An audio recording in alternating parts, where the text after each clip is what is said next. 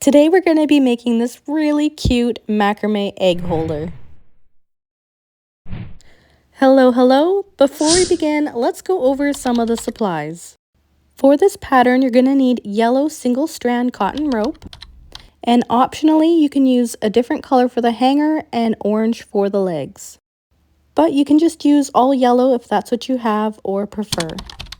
Felt for the eyes and beak is also optional. And of course, a hot glue gun and sharp scissors are also handy. Alright, let's get started. Grab 2 of your 30-inch strand of single strand cotton rope in yellow, fold it in half to find the center and place that right down on your board.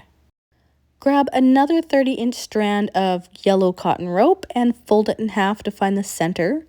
With the loop end, place that underneath your first 2 strands of cord. Grab your next strand of cotton rope and fold it in half, but this time take your loop and thread it through your other loop, placing it over top of your center strands, and then thread the tail ends through that loop. Cinch taut. This knot is called a reef knot. Alrighty, grab another strand of yellow cotton cord and fold it in half. Place it under 2 of your cords from your reef knot. And what we're going to do here is tie a square knot. To tie a square knot, you'll want to make a loop on your leftmost side. Then with your right side, you want to place that behind your 2 center cords and up through the loop on your left. Cinch up taut and then repeat on the other side. So make a loop on your right, and then with your leftmost cord, you want to wrap that behind and through the loop. Slide your knot all the way up to the top below your reef knot. Repeat on the other 3 sides. This macrame egg holder is super cute, but if you follow me on Instagram, you might have seen my first version of it and it was not as cute. If I still have a picture of it, I will insert that here so you can have a laugh. It definitely had that ugly duckling thing going for it. Alrighty, so now that you've attached all 4 cords using your square knot, we're going to take one of the sides and divide it in half. Then with another strand of cord, you're going to fold that in half, place it behind your first set of 2 cords, and we're going to attach another square knot. And you're going to attach it just the same way we did for our first round. If you ever find that I'm going too fast for you, you can always adjust the speed of this video by tapping the 3 dots on the top right corner.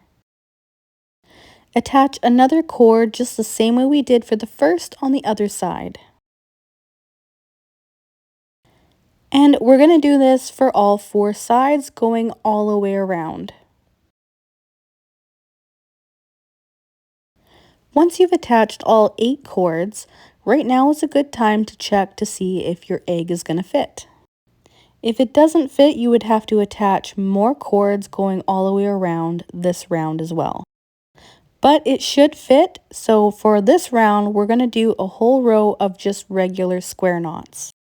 But for this round, we're alternating our square knots.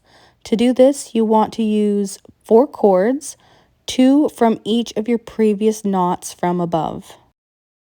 So again, you're going to need 4 cords, 2 from your each previous knot from above, joining them together. And that is how you tie alternating square knots. We're going to do this all the way around this entire round. Next, do 2 more rounds of alternating square knots. I did about 3 rounds of alternating square knots, and now mine's shaped kind of like a bowl. You can do more or less rounds depending on how deep you want your egg holder to be. Okay, so grab another cord at about 12 inches in length, and you want to use yellow. I'm using this beige color here just for demonstration purposes. Yellow will blend in a lot better and not be as noticeable. Alrighty, so I tied an overhand knot right at the end so I can pin it down on my board. And now what we're going to do is tie a round of double half hitch knots. To tie a double half hitch knot, you want to make a loop and then wrap your tail end around and through the loop and repeat that twice. That is a double half hitch knot.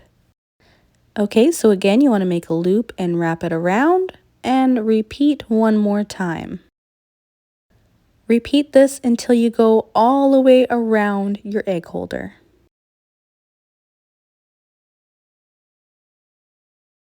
Alrighty, now that we've gone all the way around, you're going to find that it's more shaped like a bowl. So to cinch it up, what we're going to do is we're going to take our cord here and we're going to pull it. Only pull on your filler cord, which is my beige cord. Yours should be yellow. Now, once you've cinched it up to the shape that you like, it's a good idea to grab your egg and check to make sure that everything fits. And you don't want your egg to fit in there too snug. You want a little bit of room. All right, so once it's an excellent shape, we're going to take our 2 filler cords here and just tie a double knot. And yeah, I just said excellent. I heard that too. Please don't leave. With all these eggs here, how can I not yoke around? Okay, so trim off the excess strands of your filler cord. And then what we're going to do is we're going to flip it inside out. And the reason why we're flipping it inside out, or is it right side in? I'm not sure. The reason why we're flipping it around is so that the little fringe ends are inside the center of our egg holder.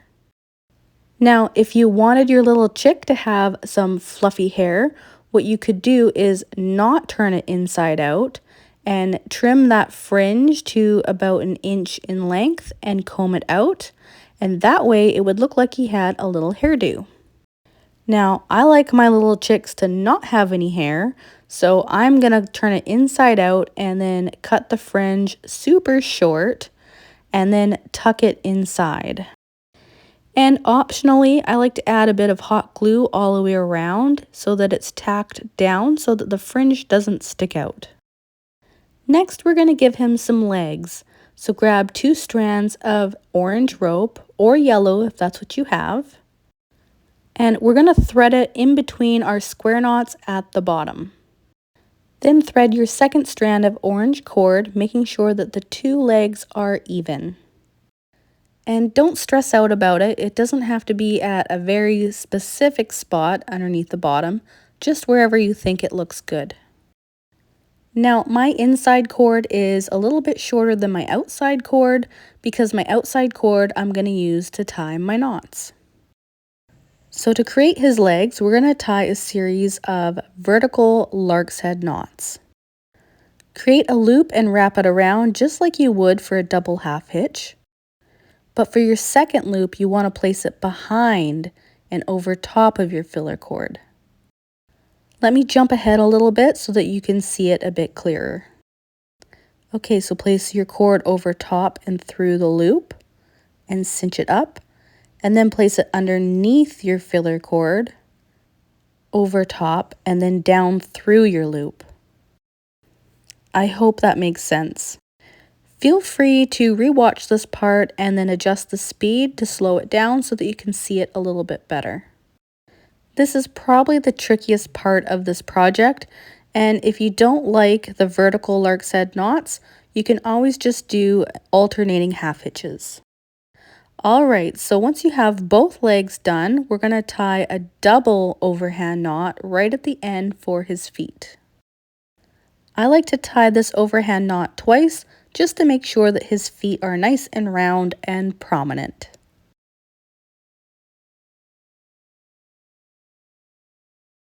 Okay, so once you've tied your double overhand knot, repeat the same thing to his other foot.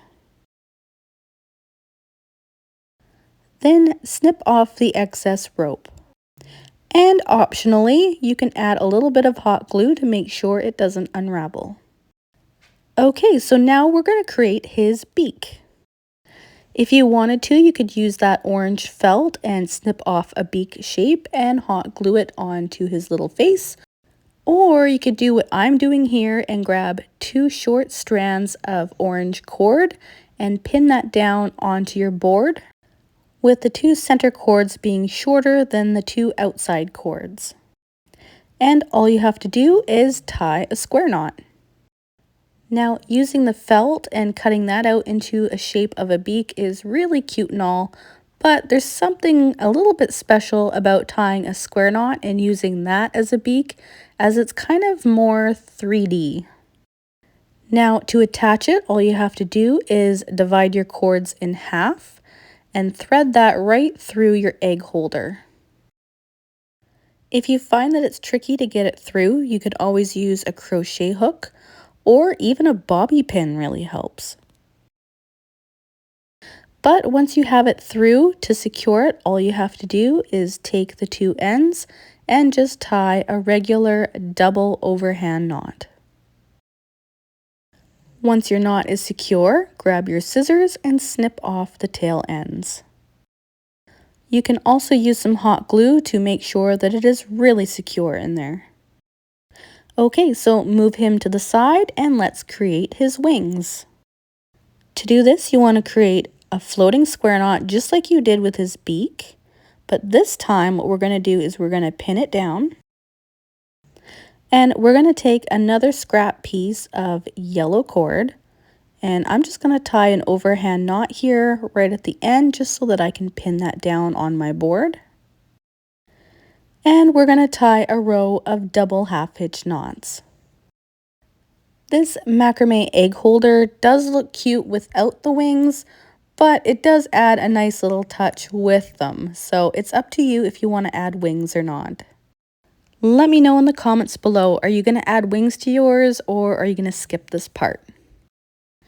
Personally, I'm on the fence. I think it looks really cute both ways.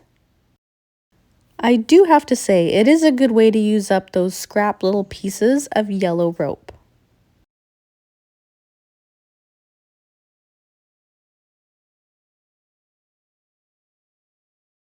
Alrighty, once you've done tying all of your double half hitch knots, I'm going to unpin it from the board, and I'm also going to untie this overhand knot I did right at the start. So you should have something that looks like this. And now what we're going to do is trim these 4 little ends, leaving it about a ½ inch in length. Then take a fine-tooth comb and brush out the fringe to fluff it up a bit. And because chicks generally have 2 wings, you want to repeat the same thing again another time. Now, to attach the wings, it's very similar to how we attach the beak, only I like to attach it on a little bit of an angle. Attaching it on an angle makes his wings kind of stick out a little bit, and it just shows it a little bit better. Now, to attach the wings at an angle, if you don't quite understand what I mean by that, what you would have to do is thread the 2 ends through the gaps of your square knot at a diagonal. I hope that makes sense. At any rate, there really isn't a wrong way to do it. He will look cute no matter what you do. Okay, so for his eyes, I'm going to use the felt. All I'm going to do is fold it in half so that it's double layered so that I can cut out 2 perfect circle shapes. And then very carefully with my hot glue gun, I'm going to glue his eyes on. Now, I'm sure you can use googly eyes or you could use safety eyes, but I do find that the felt looks really cute. To attach his hanger, what I'm going to do is thread through some rope, and I'm going to attach it using a slip knot. You don't have to use a slip knot. You could use just a regular double overhand knot, but I don't know, I'm partial to the slip knot. Honestly, I think it's just a habit that I use that. I'm sure just a regular double overhand knot would be a lot more easier. At any rate, repeat to the other side and there you have it. Now you have a really cute macrame egg holder. And it's just in time for Easter. If you're feeling extra confident in your macrame Easter skills, check out my bunny patterns. I have 3 of them. I'll leave the links on the screen now, and I'll see you over there.